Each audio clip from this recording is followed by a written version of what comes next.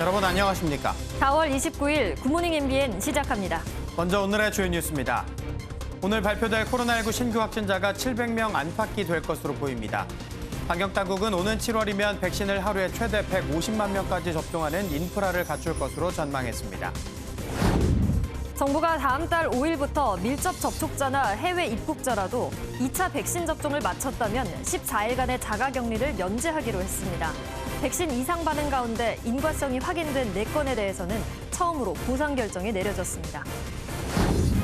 고 이건희 삼성전자 회장 유족이 12조 원 이상을 상속세로 내기로 했습니다. 구체적인 주식 분할 비율은 공개하지 않았는데 의료공헌과 함께 이른바 이건희 컬렉션으로 알려진 2만 3천여 점의 미술품은 국가에 기증합니다. 국민의힘에서 윤석열 전 검찰총장에 대한 공개적인 비판의 목소리가 나왔습니다. 주호영 국민의힘 원내대표와 안철수 국민의당 대표는 오늘 합당 원칙을 발표할 것으로 알려졌습니다. 미국 캘리포니아에서 경찰관이 흑인 남성을 체포하다 숨지게 하는 영상이 공개됐습니다. 수갑을 채우는 과정에서 5분간 바닥에 몸을 눌렀는데 유족들은 과잉 진압을 주장하고 있습니다. 오늘은 황사의 영향으로 충청과 전북, 경북 지역의 미세먼지 농도가 짙게 나타나겠습니다. 오전에 중부와 경북 북부에 약한 비가 내리겠고 오후엔 강원과 충북, 영남 일부에 돌풍과 벼락을 동반한 소나기가 쏟아지겠습니다. 주말 검사 건수 감소 영향으로 잠시 주춤했던 코로나19 신규 확진자가 어제 775명을 기록한 데 이어 오늘도 700명대를 기록할 것으로 보입니다. 대구에서는 교인만 3,000명이 넘는 대형 교회에서 집단 감염이 발생해 방역에 비상이 걸렸습니다. 서영수 기자입니다. 방역 요원이 교회 입구에서 출입을 금지하는 안내문을 붙입니다. 대구 도심 한가운데 있는 대형 교회에서 지난 24일 첫 확진자가 발생한 이후 현재까지 관련 확진자가 22명으로 늘었습니다. 방역 당국은 이 교회에 2주간 집합금지 명령을 내리고 신도들에게는 진단검사를 받으라고 통보했습니다. 하지만 등록 교인만 3,000명이 넘는 데다 교회 시설 일부가 환기가 잘 안 되는 밀폐 공간으로 드러나 확산 우려가 커지고 있습니다. 사무실의 환경이 환기가 되지 않는 밀집 구조임이 확인되었습니다. 4월 중 출석 교인 1,400여 명에 대한 신속한 검사 진행을 위해 재난 문자를 2차례 발송하였고 경남 진주와 경기 광주 교회에서도 각각 10명이 확진 판정을 받는 등 교회발 확진자가 다시 줄을 잇고 있습니다. 잇따른 집단 감염에 어제 오후 9시 기준 신규 확진자는 630명으로 오늘도 700명대를 기록할 것으로 보입니다. 가족, 지인 간의 접촉에 의한 비중 자체가 상당히 높기 때문에 이러한 사항들을 다 고려를 해서 사회적 거리두기 조정과 관련되는 논의를 하고. 정부는 다음 달 3일부터 적용할 거리두기 조정안을 격상할지를 두고 고심하고 있습니다. MBN 뉴스 서영수입니다. 백신 접종 뒤 이상 반응으로 신고된 사례 첫 피해 보상 결정이 내려졌습니다. 총 9건을 심의했는데 이 중 경증이었던 4건에 대해서만 인정됐습니다. 강재묵 기자입니다. 지난 23일 경기 남양주에서 코로나19 백신을 맞은 90대 여성이 접종 2시간 만에 사망했습니다.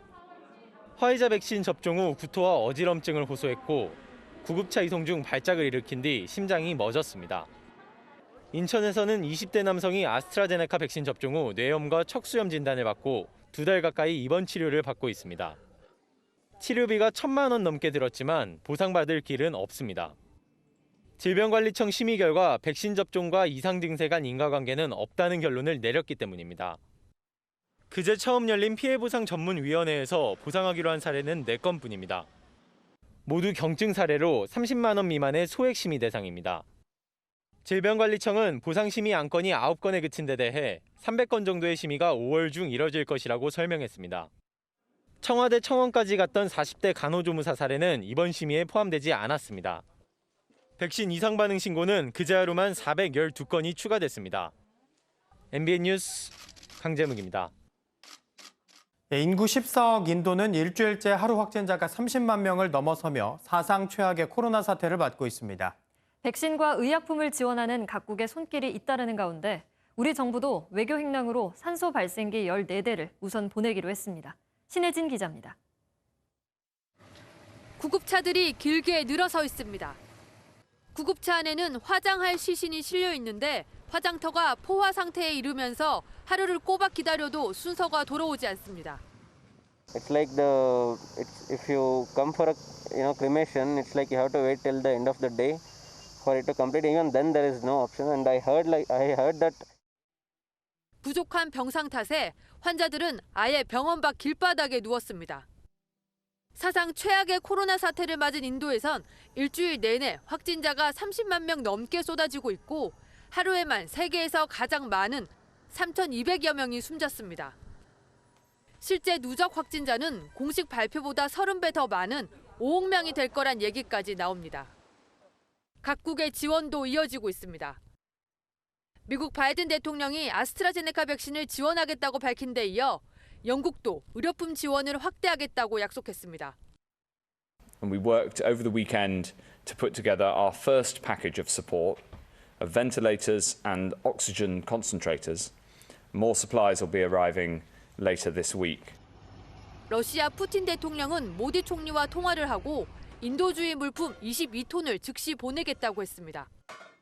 우리 외교부도 외교 행랑으로 산소 발생기 14대를 우선으로 보내고 수백만 달러 규모의 지원금을 검토하고 있는 것으로 알려졌습니다. MBN 뉴스 신혜진입니다. 최근 일본이 독도 도발을 비롯해 역사를 대놓고 왜곡하고 있습니다. 일본 정부는 앞으로 종군 위안부가 아닌 그냥 위안부라는 표현을 쓰겠다고 공식 입장을 내놨는데요. 앞으로 학생들이 배우는 교과서에도 이 내용을 반영하기로 해 파문이 예상됩니다. 박규원 기자가 보도합니다. 스가 내각 출범 이후 처음 펴낸 외교 청서에 독도가 일본 영토라는 억지 주장을 또다시 이어간 일본 정부. 이번엔 강요회의에서 종군 위안부라는 용어 대신 위안부라고 표현하는 것이 적절하다고 공식적으로 밝혔습니다. 종군 위안부는 1993년 고노담화에서 위안부 동원에 대한 사과의 뜻을 밝히며 사용된 표현인데 여기서 종군이라는 말을 빼 강제성을 부정하려는 의도로 보입니다. 한국도 종군 위안부 대신 일본군 위안부라는 표현을 쓰지만 이는 종군이라는 표현이 자발적으로 군대를 따라가 위안부가 됐다는 잘못된 인식을 줄 수 있기 때문입니다. 일본 정부는 강제로 동원된 노동자들의 경우에도 강제 연행이나 강제 노동 등의 표현을 사용하지 않겠다고 밝혔습니다. 이는 모두 일본 정부의 강제성을 희석하기 위함인데 피해자들의 증언이나 주요 역사 연구자들의 견해와 배치되는 우익 세력의 주장을 정부 공식의 견해로 채택한 겁니다. 이번 결정은 앞으로 일본 교과서에 적용될 예정이어서 또다시 왜곡된 역사의식을 불러올 수 있다는 우려가 커지고 있습니다. MBN 뉴스 박규원입니다. 얼마 전 흑인 남성 조지 플로이드의 목을 무릎으로 짓눌러 살해한 미국의 백인 전 경찰관에게 유죄 판결이 내려졌습니다. 그런데 미국에서 또다시 경찰의 강압적인 체포로 비무장 남성이 숨졌습니다. 남성의 어머니는 우리는 바퀴벌레가 아니다라며 절규까지 했습니다. 전광열 기자입니다. 경찰관들이 미국 캘리포니아주 알라메다 카운티의 한 공원에서 남성을 검문합니다. Okay, somebody called and said you were maybe not feeling so great. Well, I'm feeling all right. Yes. You're all right. 경찰관들은 남성이 수상한 사람이라고 판단한 듯 곧바로 체포했고 이 과정에서 비무장 남성이 저항하자 강압적으로 넘어뜨립니다. 경찰관들이 팔을 꺾고 무릎으로 찍어 누르자 남성이 괴로워합니다. 얼마 후 남성은 의식을 잃었고 경찰관들은 당황합니다.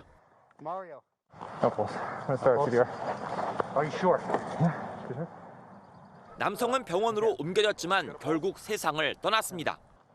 숨진 남성은 올해 26살 마리오 곤살레스로 4살 아들의 아버지이자 자폐증을 앓는 22살 동생의 법정 보호자였습니다. They don't even try to talk to him. They know how the right to kill him. We humans. We're not cockroaches.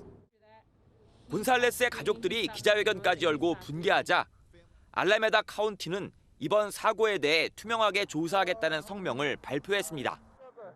MBN 뉴스 전광열입니다. 중국에서 유입된 황사 영향으로 어제 하늘은 온종일 뿌옇게 보였는데요. 오늘도 전국이 황사 영향권에 들 전망입니다. 비 소식도 있습니다. 황사가 섞여서 흙비가 내리는 곳도 있다고 하니 출근길 우산 챙기시는 게 좋겠습니다. 권용범 기자가 보도합니다. 기상항공기 나라호에서 바라본 김포국제공항 인근. 연기를 피워놓은 듯한 희뿌연 황사로 건물을 구분하기가 좀처럼 쉽지 않습니다. 중국과 몽골에서 발원해 모래와 먼지를 품은 황사가 북서풍을 타고 유입됐습니다. 이번 달 들어 국내에서 황사가 관측된 건 지난 16일에 이어 두 번째입니다. 미세먼지 농도는 세제곱미터당 서울 73 마이크로그램, 광주 157 마이크로그램, 대구 141 마이크로그램 등 전국적으로 나쁨 정도 수준을 보였습니다. 지역별 최대 농도는 세제곱미터당 경북 229 마이크로그램, 전북 223 마이크로그램, 충남 210 마이크로그램으로 중남부 지방을 중심으로 높게 나타났습니다. 대전과 충북, 경북엔 미세먼지 주의보까지 발령됐습니다. 이번 황사는 오늘까지 전국에 영향을 미칠 것으로 보이는데 공교롭게도 비 소식까지 겹쳤습니다. 북쪽으로부터 남하한 찬 공기로 인해 전국 곳곳에 비가 내리겠습니다. 오후에는 돌풍과 함께 천둥 번개가 치는 곳도 있겠습니다. 많은 비는 아니지만 황사가 섞인 흙비가 내릴 가능성이 커 대비가 필요합니다. MBN 뉴스 권용범입니다. 범야권 후보로 윤석열 전 검찰총장 영입을 희망해온 국민의힘 내부에서 윤 전 총장에 대한 책임론이 처음 제기됐습니다. 이 적폐 수사에 대해 사과를 해야 한다는 거죠. 한편 어제 안철수 국민의당 대표와 만난 주호영 국민의힘 대표 권한대행은 오늘 통합에 대한 논의 결과를 공개하겠다고 밝혔습니다. 배준우 기자입니다. 김용판 국민의힘 의원이 윤석열 전 검찰총장의 적폐 수사에 대한 사과를 요구했습니다. 우리가 문재인 적폐 그것을 크게 비난한 우리 당에서 그 적폐 청산을 실제 실행한 행동 대장격은 사실 윤석열 총장 아닙니까? 김 의원은 지난 2012년 경찰청장 재직 당시 국정원 댓글 사건 수사를 축소해 대선에 영향을 끼친 혐의로 기소됐다 무죄를 받았습니다. 당시 특별수사팀장이던 윤 전 총장이 책임을 져야 한다는 건데 윤 전 총장의 영입을 희망해온 국민의힘에서 나온 첫 비토 발언입니다. 주호영 국민의힘 대표 권한대행도 윤 전 총장이 입장을 정리할 필요가 있다고 말했습니다. 본인이 그런 문제를 정리할 필요가 있다고 저는 그렇게 보고 있습니다.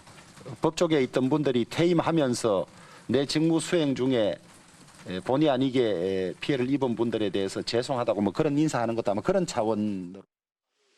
주 대행은 어제 안철수 국민의당 대표와 직접 만나 통합 시기와 방법을 논의했습니다. 안 대표가 원칙 있는 통합을 발표하며 사실상 당대당 신설 합당을 요구한 가운데 주 대행은 오늘 당 비상대책회의에서 논의 내용을 공개할 예정입니다. MBN 뉴스 배준우입니다. 만취운전으로 차량 2대를 들이받고 피해 차량 운전자까지 폭행한 60대 남성이 경찰에 붙잡혔습니다. 이 남성은 지구대까지 가서도 행패를 부리고 심지어 경찰관을 폭행해 현행범으로 체포됐습니다. 김민형 기자의 단독 보도입니다. 서울 강서구의 한 사거리입니다. 흰색 차량이 좌회전을 하더니 건너편에서 신호대기를 하던 차량 2대를 들이받습니다. 차에서 내린 60대 남성 운전자는 피해 차량 운전자를 따라다니며 삿대질을 하고 뺨을 때리기까지 합니다.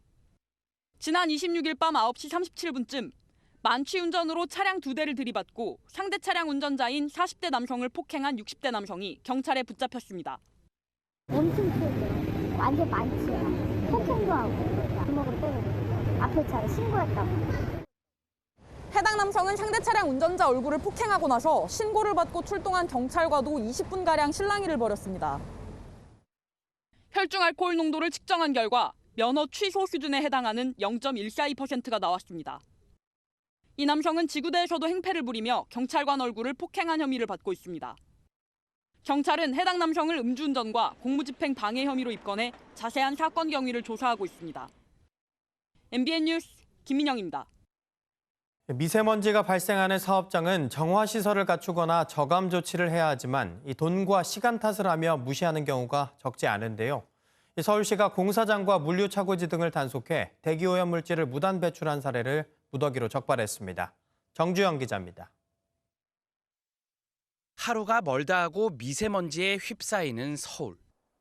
주요 원인은 중국발 미세먼지지만 국내발 오염물질도 마냥 무시할 수만은 없습니다. 서울시가 집중 단속을 해봤습니다. 먼저 건설 공사장. 금속을 절단할 때 미세먼지 생성물질인 휘발성 유기화합물질이 발생하지만 간이 칸막이도 공기 속 먼지를 모으는 집진기도 없습니다. 차고지는 어떨까? 미세먼지 주요 배출원인 노후 경유 차량을 내시경 카메라로 들여다봤습니다. 출력이나 연비가 저하된다며 매연 저감 장치를 무단 훼손한 사례가 줄줄이 적발됐습니다. 자동차 정비업체에서도 대기오염 방지 시설 없이 질산화물 등을 배출한 사례가 나왔습니다. 서울시는 미세먼지 계절관리제 4개월 동안 집중 수사를 통해 145건을 적발했고 자동차 검사소 등 77곳을 고발했습니다. 시민 여러분들께서도 미세먼지로 인한 건강을 위하여 무단 배출을 자제해 주시고 5등급 차량 운행을 자제해 주셨으면 합니다. 서울시는 무단 배출이 위법한 행위란 인식이 아직 낮다며 단속을 이어나갈 예정이라고 밝혔습니다. MBN 뉴스 정주영입니다. 어제 저녁 8시 20분쯤 부산 백양터널에서 달리던 급행버스가 가드레일과 요금소 건물을 들이받는 사고가 났습니다. 사고 당시 버스 안에는 운전자와 승객 32명이 타고 있었는데 이 가운데 23명이 가벼운 부상을 입어 병원으로 옮겨졌습니다. 경찰은 운전 부주의로 사고가 난 것으로 보고 운전자 등을 상대로 정확한 경위를 조사하고 있습니다. 미국 중앙은행인 연방준비제도가 기준금리를 현행대로 0에서 0.25%로 유지하기로 했습니다. 지난해 3월 코로나19 사태에 대응하기 위해 제로금리를 결정한 지 1년이 넘었지만 같은 결정을 내린 겁니다. 연준은 장기 물가 상승률이 2%로 고정될 때까지 지금의 통화정책 기조를 유지하겠다며 최근 일부 오른 물가는 일시적이라고 평가했습니다. 한편 조 바이든 미국 대통령은 우리 시각으로 오늘 오전 10시 첫 의회 연설에 나서는데 1조 8천억 달러, 우리 돈으로 2,005조 원을 투입하는 새 부양책을 공개할 예정입니다. 건강관리가 중요한 요즘 어떻게 챙기고 계신가요? 미국의 한 수족관에선 애너콘다도 사람처럼 건강검진을 받는다고 합니다. 미국 뉴잉글랜드의 수족관. 뱀 중에 가장 큰 뱀 애너콘다의 건강검진일입니다. 암컷인 이 애너콘다는 13살에 몸 길이가 4m나 됩니다. 이빨이나 시력엔 이상이 없는지 수의사들이 조심스럽게 확인하는데요. 피까지 뽑는 걸 보니 검진 항목은 사람과 비슷하네요. 임신 여부를 확인하는 초음파 검사까지 받았는데요. 애너콘다 암컷은 수컷 없이도 알을 낳는 경우가 있기 때문이죠. 동물이나 사람이나 건강은 미리미리 챙기는 게 중요한 것 같습니다. 아직도 이런 사람이 있는 줄은 몰랐습니다. 수천 년 전부터 내려오는 바위 그림에 누군가 낙서를 하고 사라졌습니다. 미국 유타주 모압 지역입니다. 최근 이곳의 랜드마크인 수천 년 된 암각화가 훼손됐습니다. 백인의 힘 같은 단어나 입에 담기 어려운 저속한 낙서들을 새긴 건데요. 훼손된 암각화는 원주민들이 500년에서 2000년 전에 그린 걸로 추정됩니다. 역사적, 예술적 가치가 있는 건 물론 지역민들이 신성하게 여기는 문화재죠. 유타주 당국은 훼손한 이들을 제보해달라며 현상금까지 걸었다는데 꼭 잡혔으면 좋겠습니다. 지금까지 굿모닝 월드였습니다. 우산 챙겨 나오셔야겠습니다. 오전엔 중부와 경북 북부에서 비가 오겠습니다. 비의 강도가 약해서요. 출근길 불편함을 줄 정도는 아니겠습니다. 오후엔 소강 상태에 들 텐데요. 그 사이 동쪽 지역에서는 대기가 불안정해지면서 소나기가 지나겠습니다. 천둥, 번개가 치고 우박이 떨어지는 곳이 있겠습니다. 이후 밤부터는 또 다른 비구름이 다가오면서 서쪽 지역을 시작으로 내일 새벽에는 전국적으로 비가 내릴 것으로 보입니다. 오늘 예상되는 비의 양을 살펴보도록 하겠습니다. 강원과 충북 북부, 영남을 중심으로는 5에서 40mm, 그 밖에 서쪽 지역에서는 5mm 미만이 되겠습니다. 이 비에 모래먼지가 섞여 내릴 수 있겠는데요. 바로 어제 유입된 황사가 남아있기 때문입니다. 여기에 오늘은 미세먼지까지 더해지면서 충남과 전북, 광주와 경북은 종일 나쁨 수준, 전남과 경남, 울산에서는 오전에 일시 나쁨 단계가 예상됩니다.